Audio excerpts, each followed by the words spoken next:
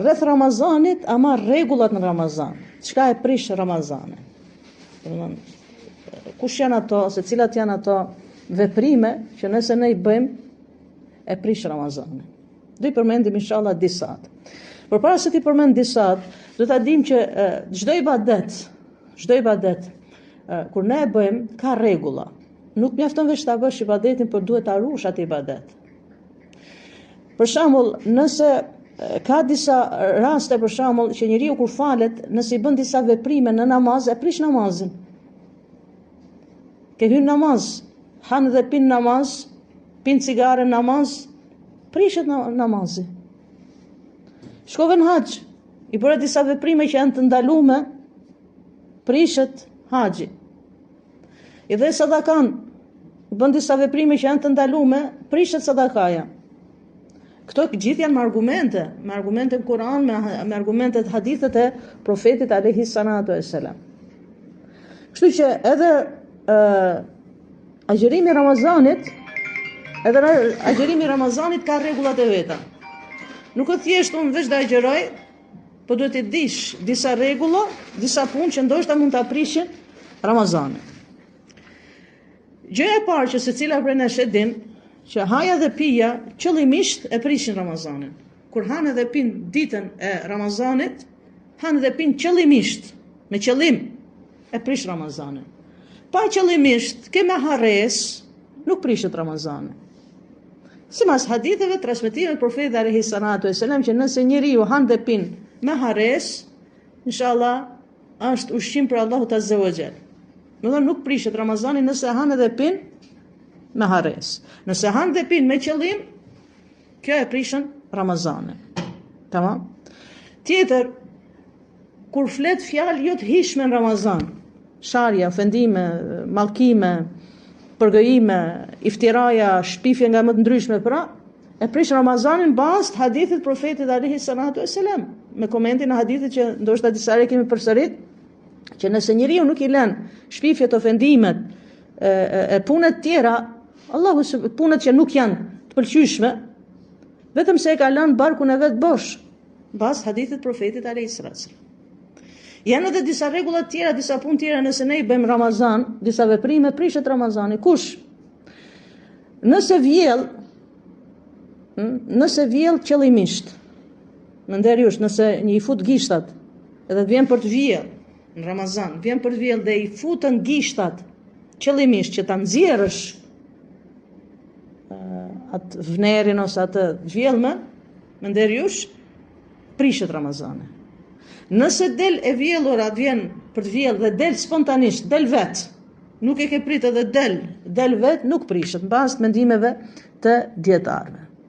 Do thënë, nëse njeriu vjell, edhe herë ta përsëris që ta kemi të qartë, nëse vjell spontanisht del vet, nuk ke dash të dalimi, po del vet e vjellta, nuk e prish inshallah Ramazanin. Mirë, po nëse ti e stimulon, i fut gishtat që dali e vjellura, atëherë prishet Ramazani sipas mendimeve të dietarëve.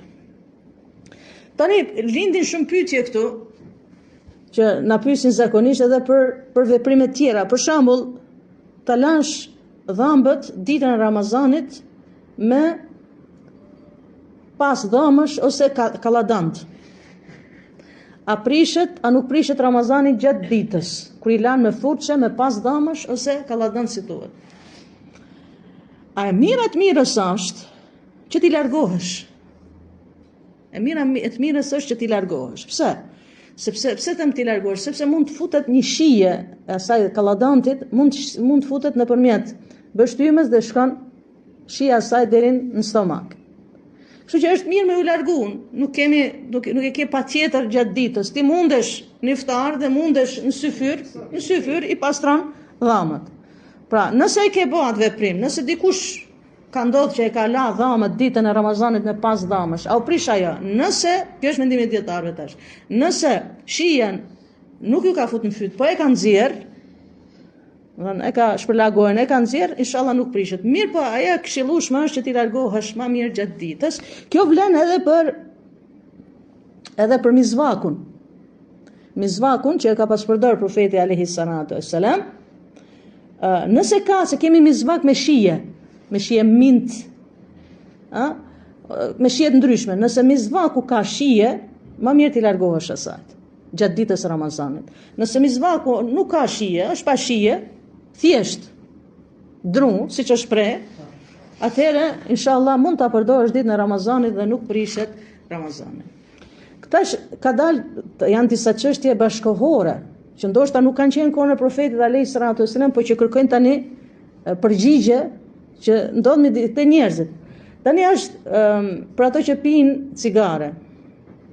Është dhe duan ta lejnë cigaren, që ka një metodë tani që ta lejë cigaren, i thonë ngjitse nikotine që e vendosin trup. Ngjitse nikotine vendosin krah, vendosin pjesët e trupit. Kjo ngjitse nikotinës, si thoni si lepak, ngjitse. E vendosin trup pse? Që t'ja largojë të mundohet për shkakun që ta lejë cigaren. Ajo ka nikotinë dhe ajo nëpërmjet gjakut thithet dhe shkon në trup. Tani, pyetja është, a e prishin Ramazanin, a nuk e prishin Ramazanin kjo ngjitse? Sepse ka nikotinë dhe e tërheq trupi i nëpërmjet gjakut tërhiqet në trupin e njeriut. Tani kjo don përgjigje. A prishet a nuk prishet? Valla, për këtë çështje, këtu dietarët janë mendime të ndryshme. Ke për aty në dietarëve që thotë nuk e prish Ramazanin.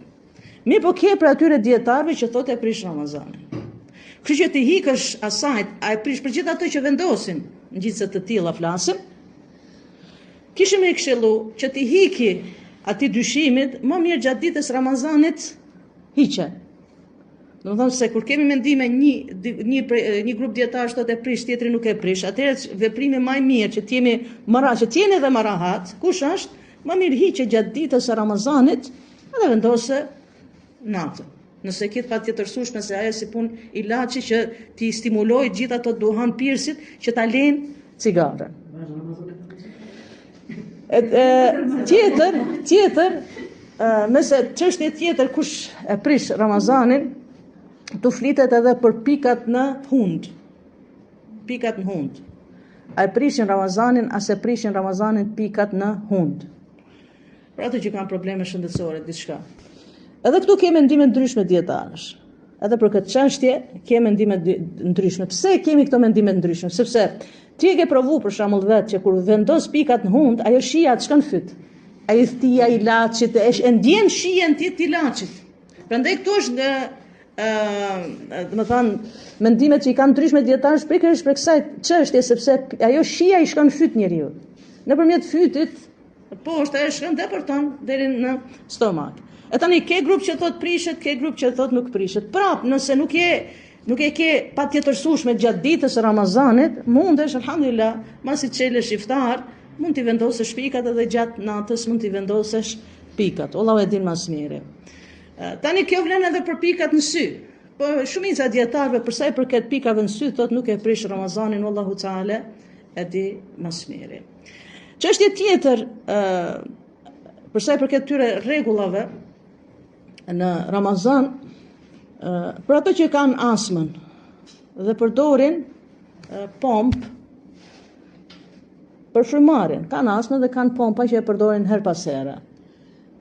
A e prish as e prish Ramazanin? Përdorimi i pompës për ato që kanë asmën. A e prish as e prish Ramazanin? Ajo është për atyre mjeteve ose mjekësore faktikisht që nuk e prish Ramazanin. Mbas mendjes dietar. Pse? Sepse ajo është ajër. Si thon oksigjen që i jep njeriu, po, edhe që domethënë që ta ndihmojë në frymarrje, kështu që ai shkon te mushkënia dhe nuk ka lidhje që ta prishi Ramazanin, thon dietarët nuk e prish Ramazanin. Hijamja, dhe ne dim çka është hijamja. Hijamja është mjekësi profetike që ka pas përdor dhe ka këshillu profeti alayhi salatu wasalam, që është ilaç për çdo smundje në trupin e njeriu. Domethënë nëpërmjet atyre kupave nxjerr gjakun e lig gjakun e toksinat e trupit faktikisht. Çat ditës së Ramazanit a e prishën hijamja, as e prishën Ramazanin. Nëse njeriu shkon të bëj hijamin gjatë ditës së Ramazanit, a prishet?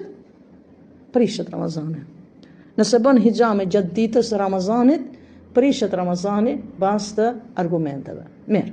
Tani këtu ka një pikë lidhje me këtë. Do të thonë se ti kur bën hijame nxjerr gjakun. Ajo. Tani nëse shkon gjatë ditës Ramazanit edhe të marrësh bësh analizat e gjakut. Dhe normal analizat e gjakut që të bën duhet të rriqet gjak. A prishet a nuk prishet Ramazani? Se ne po themi tani me hijame prishet Ramazani, ka argument për këtë çështje. Marrja për analizat gjakut, a e prish Ramazanin a se prish Ramazanin? Se prish Ramazanin. Sepse ti të nxjerr një sasi të vogël të gjakut me qëllim që të bësh analizat gjatë ditës së Ramazanit. Allah e di mas miri. Domethënë edhe kjo nuk e prish inshallah Ramazanin, ama hijami si që përmendëm, hijami gjatë ditës e prish Ramazanin, kështu që nëse njerëzit kanë patjetër të bëjnë hijama, atëherë le të bëjnë mas iftari, ta bëjnë hijamin, sepse edhe ai që e bën hijamin, edhe ai që domethënë, edhe ai që e bën hijamin, edhe ai që është duke bërë hijame, janë të dy një kategorie. Domethënë mund prishet Ramazanin, Allahu Teala e din më së miri. Mirë. Çështje tjetër për sa i përket rregullave të Ramazanit. Kemi edhe çështjen që zakonisht edhe bëhet pyetje kur shkojnë për shembull për femnat më shumë. Kur shkojnë kontrollet e ginekologu. Edhe këto pyetje janë të bëjnë më të mëdha. Kanë terminin, kanë kohën e caktuar me shku te ginekologu ose ginekologja. A prish Ramazanin ajo? Kontrollit e ginekologu, a prish Ramazanin ajo? Allah e di më së miri, nuk prishet Ramazani. Nuk është për atyre veprimeve ose nuk është për atyre gjërave që e prish Ramazanin kontrollit e ginekologu. Allah e di më së miri. Më thënë se kjo pyetje është duke u bë dhe na bëhet me të madhe. Kështu që inshallah me lejen e Zotit nuk prishet Ramazani. Çështje tjera për sa i përket prishjes ose jo prishjes së Ramazanit, kemi edhe për sa i përket bëjnë pyetje. Njeriu për shembull a bën të lahem ditën e Ramazanit. Të bëj tush ditën të Ramazanit. A i prish Ramazanin as e prish? Sepse ndoshta te popullata jonë është keq kuptuar. Te popullata jonë thotë ditën e Ramazanit nuk lejohet me ula. Nuk lejohet me të bë tush ditën e Ramazanit. A e prish? Nëse bën tush ditën e Ramazanit, a prishet Ramazani ajo? Jo, nuk prishet. Mirë po profeti alayhi salatu selam na ka paralajmëruar që nëse je duke marr gusël përpara tushit, merr gusël, nuk duhet bësh shumë gargare, mos ta teprosh. Domethënë gargare nëpërmjet fytit ose ta tërheqësh ujin shumë nëpërmjet hundës, sepse mund depërtoj ujti në stomak, Allah e din më së miri. Domethënë bësh tush gjatë ditës së Ramazanit, nuk prishet inshallah Ramazani. Gjëra tjera që e prishin Ramazanin, marrëdhëniet bashkëshortore ditën e Ramazanit, prishet Ramazani. Për të dy, si burrin si gruan, për të dy palët prishet Ramazani, marrëdhëniet bashkëshortore ditën e Ramazanit. Është një transmetim dhe thuhet në kohën e profetit alayhi salatu selam, një sahabi ka shku te profeti alayhi salatu selam, ka thënë ditën e Ramazanit, ka thënë ja Resulullah u shkatrova. Për çka? Domethënë ka flet me bashkëshortën e vet ditën e Ramazanit. Atëherë profeti alayhi salatu selam çka i thotë? Ju ka prish ajo ditë, normale ajo ditë tu ka prish, ama duhet bësh edhe kefarat, shpagimin e asaj që ti ke bën. Çka është keferati i kësaj? Është duhet të agjërosh 2 muaj rresht. 60 ditë, 2 muaj rresht duhet t'i agjërosh. Kjo është patjetër. Ka thënë ja Resulullah, jam i lisht, jam i dobët, nuk mundem t'i agjëroj 60 ditë. Atëherë ka thënë profeti alayhi salatu selam, ushqej 60 fukare. Ka thënë ja Resulullah, ma fukara se unë këtu s'kam, ku t'i gjej me ushqy 60 fukare. Atëherë profeti alayhi salatu selam urdhëron të marrë një kosht vogël me hurma dhe ka thënë merre jepi sadaka. Ka thënë ja Resulullah, po të shikosh Medinë më fukara se unë, më familje më fukara se unë s'ka. Atëherë profeti alayhi salatu selam ka thënë merri ti. Mirë, pa atë çka duhet të them që ky ndoshta nuk ka pas mundësi as fizike as financiare Për këtë arsye, pra gjithë ato që bëjnë këtë veprim ditën e Ramazanit, do me thënë, keferati i kësaj është që duhet ta gjënojnë 6 muaj, duhet ta gjënojnë 60 ditë, 2 muaj. Mu të teli jenë, do me thënë, 2 muaj rjesht, jo ti 1 muaj tani, edhe 1 muaj mas 3-4 muajsh, jo, duhet jenë rjesht bashk, një pas një. Përveç se nëse grus kur i vin menstruacionet, ai duhet bëj pauzë, pastaj të nisi dhe ta gjëroj aty ku e ka lënë. Do thot dikush, po unë kam parën dhe paguaj. Nuk agjëroj, po e paguaj, jo. Nuk lejohet në Islam. Sa ashtu këtë atëre pasanikët, s'po agjërohen hiç, po e paguajnë edhe s'po agjërojnë. Jo, ka rregull në Islam. Rregulli numër 1, që ti në fillim duhet agjërosh. Do shikosh, domethënë do nisësh me agjërimin. Nuk shkohet te pagesa. Nëse agjëron, nuk paguhet. Nëse ke probleme fizike, shëndetësore, ku e di unë, atëherë shkohet te pagesa. Pra njëherë duhet agjërosh. Jo se kam parën, edhe po e paguaj, edhe e kryta unë obligimin. Jo, nuk pranohet ajo ashtu. Pse atëherë jepet hapësirë gjithëve, thash edhe njëherë jepet hapësirë gjithëve pasanikëve, pa e paguajnë Ramazanin, edhe hiç s'pa agjërojnë hiç. Si ta gjënojsh? Si? E paguajnë agjërojsh? A tjetër punë është, nuk të fol për këtë çështje. Atë është për ato njerëz që nuk kanë mundësi me agjënu për arsye fizike, e kemi thënë për ato persona, normal që nëse kanë mundësi me paguaj, da paguajnë. Jo, nëse kanë mundësi me paguaj, da paguajnë. Për shembull, ato njerëz që kanë smundjet të përhershme, jo të përkohshme, duhet i dallojmë me që motra ju ndërhyri kjo çështje, nëse ato persona kanë smundje të përhershme dhe jo të përkohshme. Çka do të thotë përhershme dhe të përkohshme? Përkohësisht dikush është i smur, përkohësisht dhe inshallah do shërohet me lejen e Allahut. Ky nuk e paguon. Kur shërohet, do ta agjëroj. Ka dikush, ku e di, ka lloj smundjesh, Allah azza wa jalla i shëroft në shëroft kritve. Tani, ke smundje të përhershme që nuk ka shërim. Thot doktori, ti për herë do jesh me këto ilaçe dhe këtë diagnozë e ke, kjo diagnozë nuk shërohet dhe ty me këtë diagnozë që ke, nuk lejohet me agjëru. Atëherë ato persona e paguajnë Ramazanin nëse kanë mundësi me e paguajt. Se kemi raste, rregullat në Islam, ja kam përmend, që rregullat në Islam nuk janë vetëm për një popull e për një grup njerëzish. Rregullat në Islam janë për krejt dynjan. Edhe ti në dynjë ke popull, ke njerëz që munden, ke njerëz që s'munden, ke njerëz që munden me agjënu, po ke njerëz që s'munden me agjënu dhe mund ta paguajnë, po ke njerëz që s'munden me agjënu dhe s'munden me e paguajt. Atëherë çka të bëjmë me çka është rregulli për këto njerëz të cilët nuk munden as me agjëru dhe nuk munden me paguajt?